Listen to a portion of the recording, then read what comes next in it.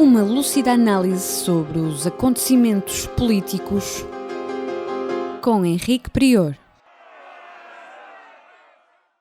Sejam bem-vindos a mais um Política Impura na radiotransforma.net, no YouTube e nas redes sociais, nomeadamente no Facebook. Peço-lhes para compartilharem este programa para que ele consiga alcançar os seus efeitos. Os efeitos, nomeadamente, de reflexão e de debate. Começaremos por falar de Portugal e da indústria do futuro. Recentemente saíram notícias relativamente a investimentos em Portugal em indústrias que devem ser efetivamente o caminho do futuro e que representam modos de colaboração entre a indústria e a universidade que é necessário alargar, aprofundar. Uma delas é algo relacionado com a pandemia que nos está a afetar neste momento, que foi o investimento em tecnologia de raios ultravioletas que eliminam o Covid em vários espaços através dos raios ultravioletas. Espaços até grandes, e há uma pequena torre que emite raios ultravioletas e que pode circular por um edifício inteiro, com vários compartimentos, ou só mesmo um grande armazém, um grande espaço, e essa máquina, emitindo raios ultravioletas, destrói o Covid-19, sendo muito mais eficaz que os meios normais, até, nomeadamente, que o sabão ou o álcool para destruir o Covid-19. Trata-se de uma colaboração entre um empreendimento situado na Coria, ali perto da Nadia de Coimbra, que investe no aparecimento de novas empresas com novas tecnologias. Por outro lado, a Universidade de Coimbra, nomeadamente a Faculdade de Engenharia Biomédica, a Engenharia Biomédica da Universidade de Coimbra, teve colaboração com esse agrupamento de tecnologias, de novas tecnologias, que desenvolve startups no domínio das novas tecnologias e que criou essa máquina que destrói o Covid-19. Por outro lado, em Sines está-se a desenvolver um projeto, ou irá desenvolver-se um projeto de investimento em energia limpa de hidrogênio. Essa energia pode destinar-se, nomeadamente, a ser utilizada na indústria e a ser utilizada em veículos automóveis.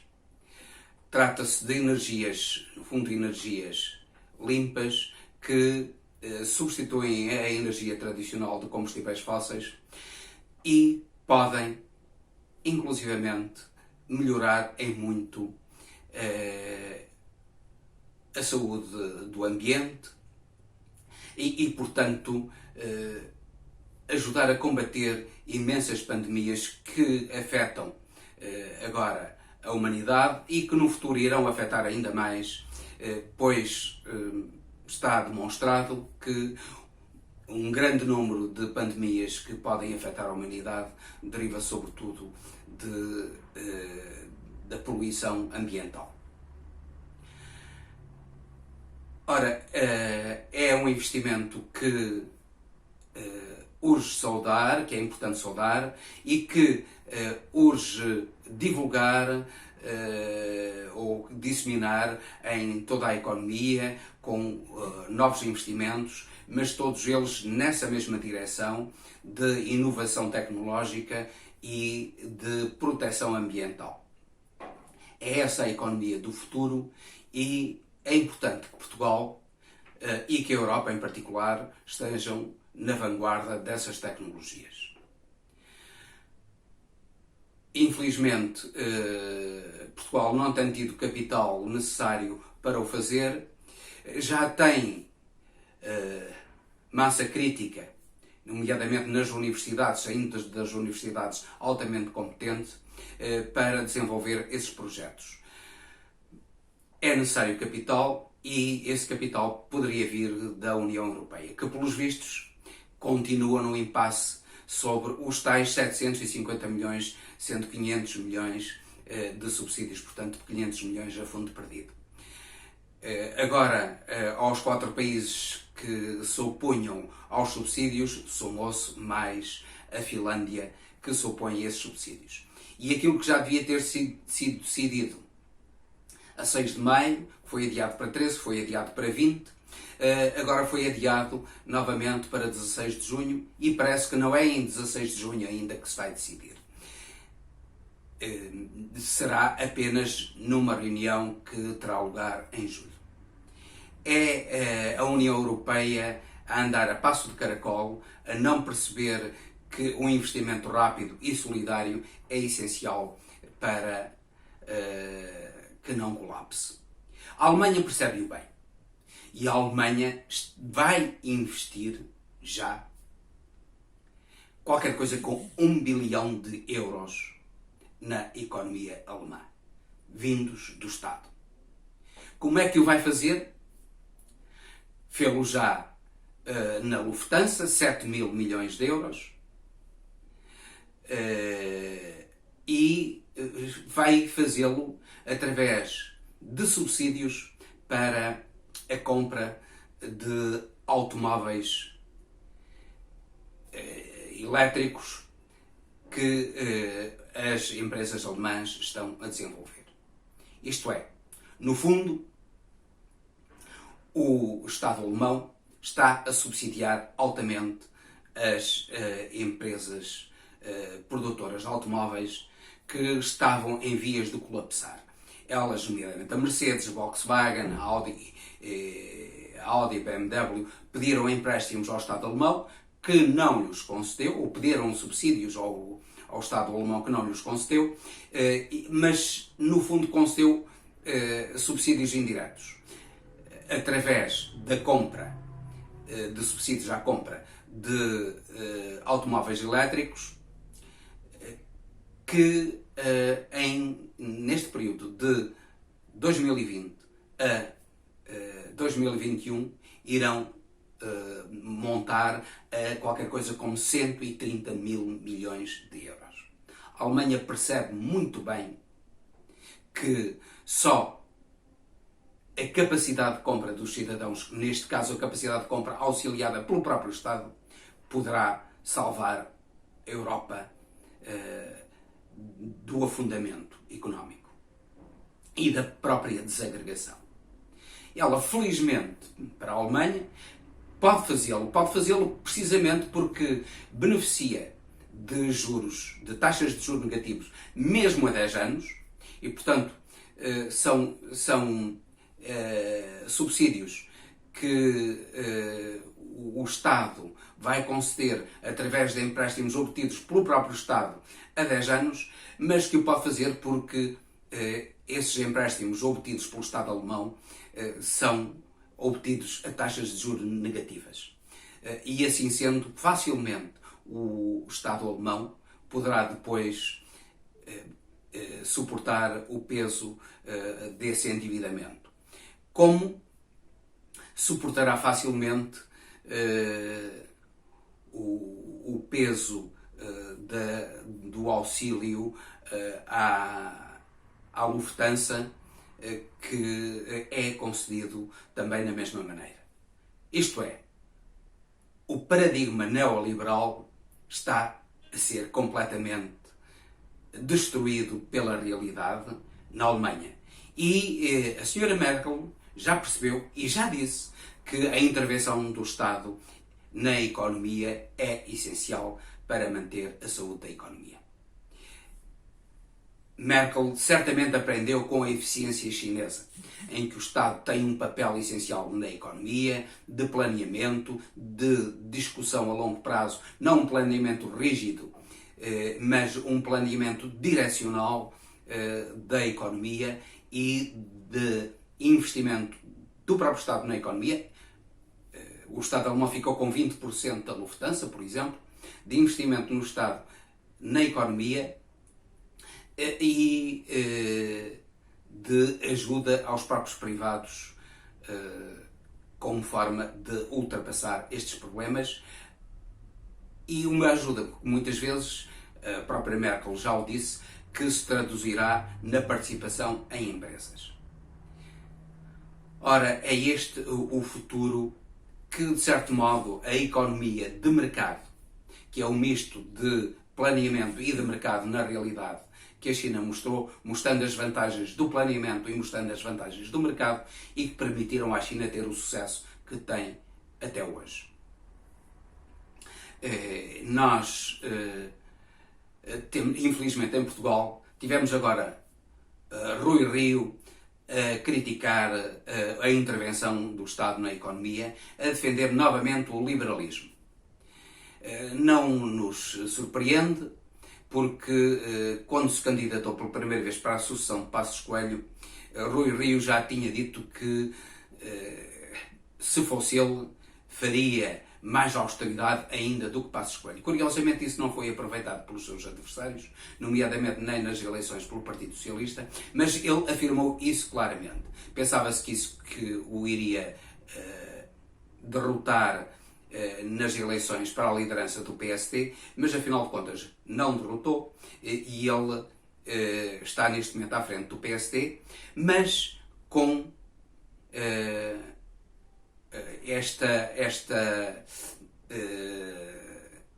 coisa extremamente grave, que é não ter aprendido com as lições do passado. Ele parece que pretende cometer os mesmos erros, se for poder, pretende cometer os mesmos erros que cometeu Passos Coelho, de aprofundar a austeridade, de retirar rendimentos às famílias portuguesas, de apoiar sobretudo a banca, que tem, na realidade, tem sido o principal agente de destruição das possibilidades de progresso da economia portuguesa. Esperamos que Rui Rio perceba que não é o liberalismo já que interessa ao país, é um somatório de intervenção do Estado, de planeamento inteligente e de mercado que interessa ao país. Mas um mercado severamente vigiado, porque infelizmente aquilo que nós vemos é abusos de posição dominantes, cartéis entre empresas, sem que as autoridades de regulação tenham qualquer intervenção nisso que está debaixo do seu nariz. E esperamos que o país aprenda definitivamente com a falência do neoliberalismo, que a Europa e o mundo, de modo geral, aprendam com a falência do neoliberalismo, para que, particularmente, Portugal e a própria Europa tenham no mundo da economia o papel que é importante desempenharem. Não só um papel de museu do mundo, mas também um papel de produtor mundial em campos de inovação, em campos de novas tecnologias que beneficiem a saúde não só dos cidadãos, mas a saúde do próprio planeta. E daqui passamos para dois países que brevemente nos devem merecer a atenção. O primeiro deles é a Guiné-Bissau, que nos diz muito, que diz muito a Portugal e aos portugueses, pelo afeto que os portugueses têm pelos guineenses e os guineenses pelos portugueses, que infelizmente continua agora com um governo corrupto e de desgraça em que a tragédia do Covid se está a manifestar de uma maneira que é quase única, juntamente com a tragédia do Covid na Guiné Equatorial. São duas Guinés, uma que foi uma colónia portuguesa e outra que foi também colónia portuguesa, mas depois foi trocada em 1700, no terceiro quartel de 1700, foi trocada com colónias espanholas no Brasil, na América do Sul, nomeadamente pelo Rio Grande do Sul e pelo Uruguai, e a Guiné Equatorial, que tem estado dominada também por um ditador sanguinário e cleptocrático, que é Obiang, está a ser autenticamente devastada pelo Covid. A grande maioria dos cidadãos está a sofrer de Covid, assim como o Covid está a disseminar na Guiné-Bissau de uma maneira assustadora, sem que o Estado tenha o mínimo de possibilidades de suportar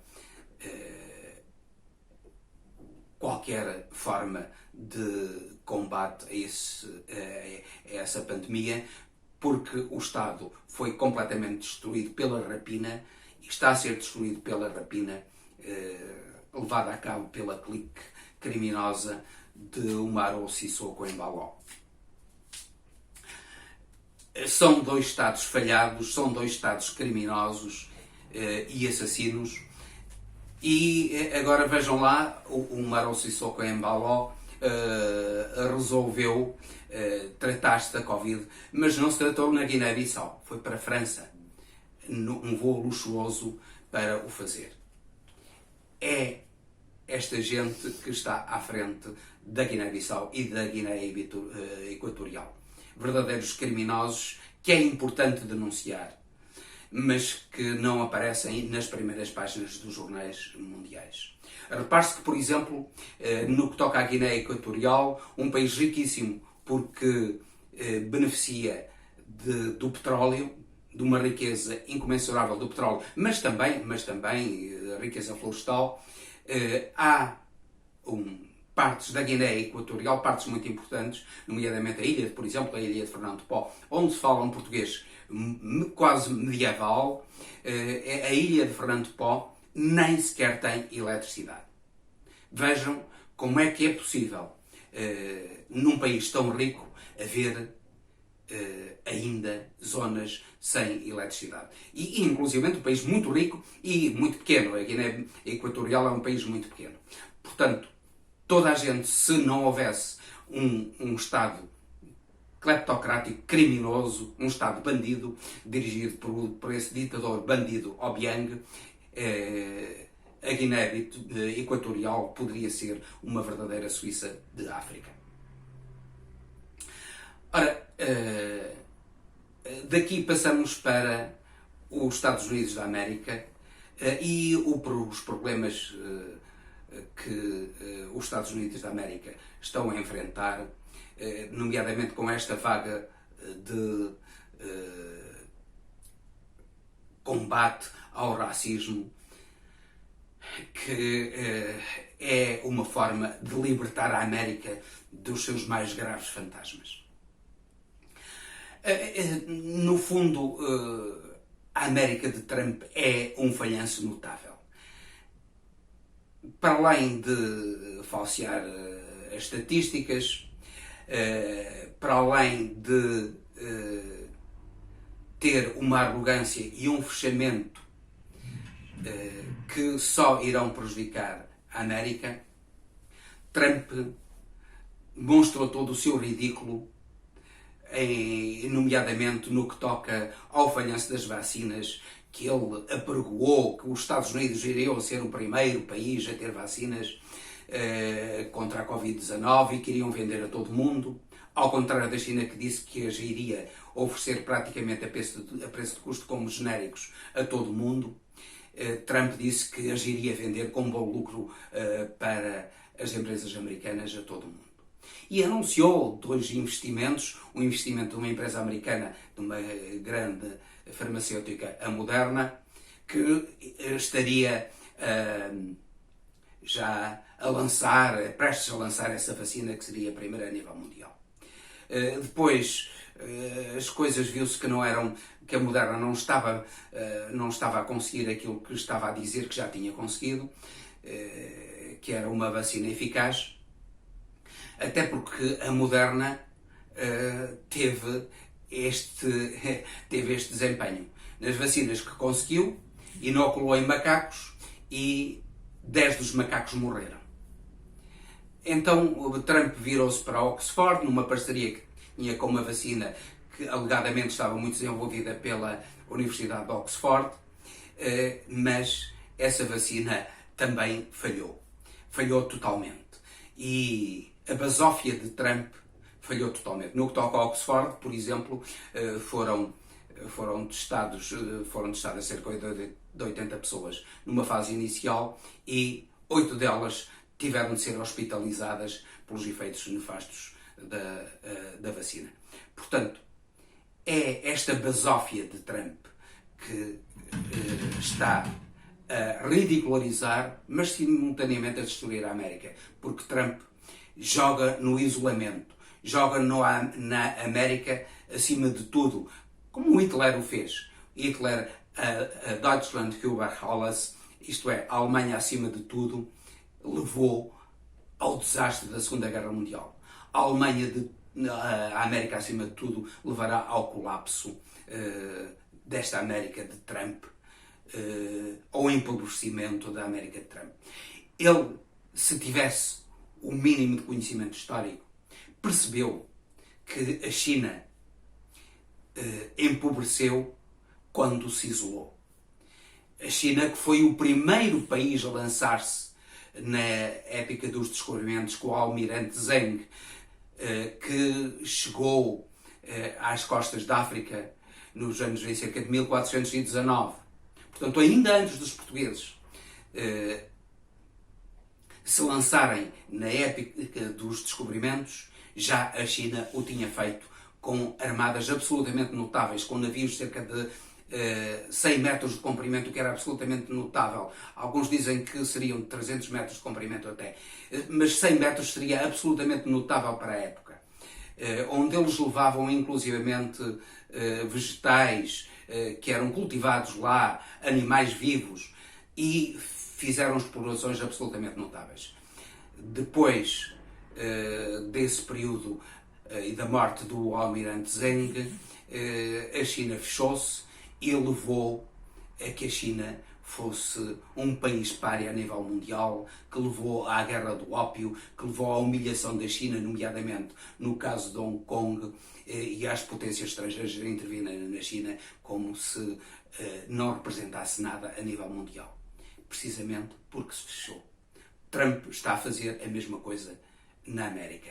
Ele está a fechar a América, não percebendo que o encerramento da América em si própria é o princípio da destruição da América como grande potência mundial. Mas é também representa também a destruição da América, o racismo. Há uma parte importante da população americana que está a ser marginalizada, que está a ser mantida na miséria e que está a ser vítima da agressão dos brancos.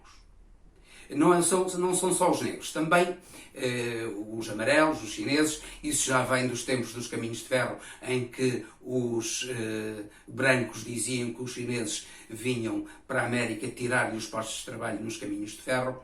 Mas agora, no que toca aos negros, esse racismo é mais notório e, dada a importante parte que os negros representam na população americana, mais trágico para a própria América. Os negros são discriminados, são vítimas de crimes, como este crime terrível que recentemente aconteceu. Os crimes têm-se vindo a repetir. Lembramos que há muitos anos já Los Angeles foi colocada a ferro e fogo precisamente por um crime racista, mas Trump não aprendeu nada com isso. Ele continuou com a política racista dos republicanos, que no fundo foi essa política racista, esse núcleo racista que o elegeu, núcleo racista que se baseia essencialmente no poder branco, e a primeira medida que ele fez, ou uma das primeiras medidas que ele tomou quando chegou ao poder, foi revogar as leis antirracistas que penalizavam a violência racista das autoridades policiais que o Obama tinha publicado. Depois disso, ele nomeadamente nomeou um juiz racista que pertenceu ao Ku Klux Klan, um Brett Kavanaugh, um indivíduo desprezível, absolutamente desprezível, e esse racista está neste momento a comandar também no Supremo Tribunal as decisões que são favoráveis aos partidos racistas, às mentalidades racistas dentro dos Estados Unidos da América. É esse racismo de Trump que fez com que a polícia tomasse agora esta atitude absolutamente repugnante de asfixiar um cidadão indefeso. E essa política racista está a ser seguida também pelo Brasil.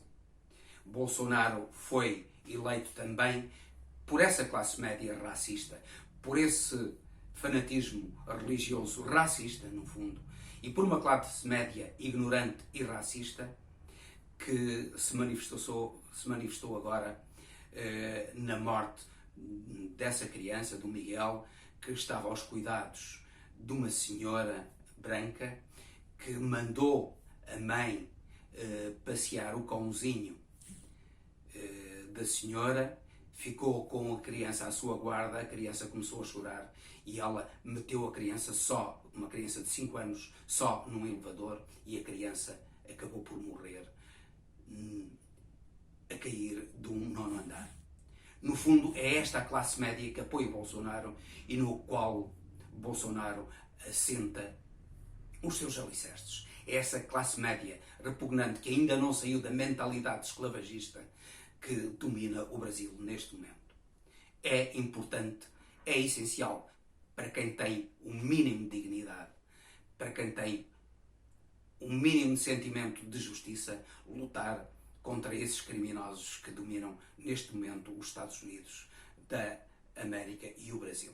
Eu vou passar a ler um pequeno texto de uma mulher que casou com um homem negro que vive no Brasil. Ela é software ucraniana, que casou com um brasileiro futebolista, e depois de casar ela teve ameaças, ataques. Cada vez que ela entrava num campo de futebol, apupavam-na. E ela foi vítima desse racismo, mas resistiu. Eu não resisto também a ler um pequeno texto de uma entrevista que ela deu. Ela disse: no começo, quando eu ia ao futebol no Brasil, as pessoas tiveram a coragem de gritar para mim: olha, a russa está a chegar. Todos os dias, durante muito tempo, recebi mensagens onde me desejam a morte. A doença para os meus pais.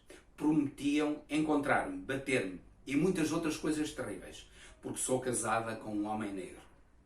Tenho sorte, pois tenho nervos de aço e parei de prestar atenção. Uma pergunta: para que tanta crueldade nas pessoas? Afinal, amor, amizade, não conhece cor. Se o inferno e o paraíso existem, então o inferno está aqui na Terra. Eu desejo, sonho que todos nós nos tornemos mais gentis, mais sábios, porque o futuro depende de nós. Eu amo vocês, meus neguinhos, e sempre estarei ao vosso lado. Completou. É esta a mensagem dessa russa, afinal, eu disse ucraniana, afinal é russa, e essa é a mensagem que deve estar presente sempre nas nossas mentes e nos nossos corações. E com isto termino, despedindo-me com amizade até ao próximo Política em Pura, pedindo que partilhem este programa quer na internet, quer no YouTube, quer no Facebook,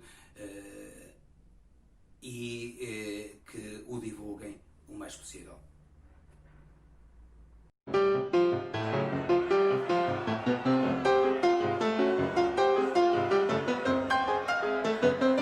Uma lúcida análise sobre os acontecimentos políticos com Henrique Prior.